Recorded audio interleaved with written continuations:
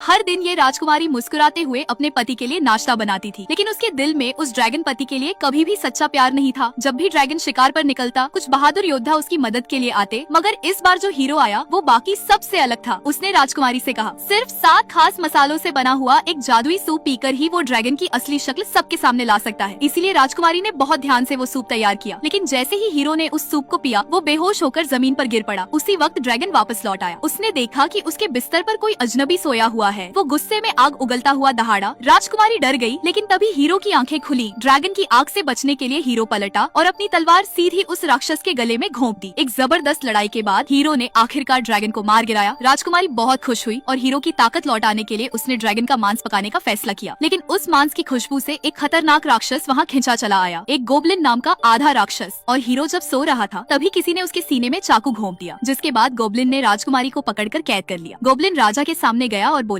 मैं ही वो आदमी हूँ जिसने ड्रैगन को मारा और राजकुमारी को बचाया, और अब मैं चाहता हूँ कि राजा अपना वादा निभाए और मेरी शादी राजकुमारी से कर दे। राजा सच्चाई से अनजान था, इसीलिए उसने खुशी खुशी शादी की इजाजत दे दी। राजकुमारी पूरी तरह से टूट चुकी थी, लेकिन उसे नहीं पता था कि हीरो किसी चमत्कार से दोबारा जिंदा हो गया है। हीरो को पता चला कि गोबलिन की कमजोरी एक छोटे सांप का दिल है, जो एक सुनहरे सेब के अंदर छुपा हुआ है। इसीलिए वो उसी सेब को ढूंढने के लिए निकल पड़ा और शाम को वो महल पहुँच गया। शादी के दिन जब गोबलिन राजकुमारी के साथ फेरे लेने ही वाला था, हीरो ने अचानक दरवाजा तोड़ते हुए एंट्री मारी। उसी पल हीरो के हाथ से वो सुनहरा सेब फिसलकर सीधा गोबलिन की तरफ उड़ गया। सौभाग्य से राजकुमारी ने झटपट सेब को पकड़ा और जमीन पर जोर से दे मारा। सेब टूटते ही उसके अंदर छुपा छोटा सांप बाहर निकला और कुचल गया। गोबलिन उसी समय राख में बदल गया। खतरा टलते ही हीरो ने राजकुमारी से अपने प्यार का इजहार किया। सबके आशीर्वाद के साथ दोनों ने एक नई और खुशहाल जिंदगी की शुरुआत की।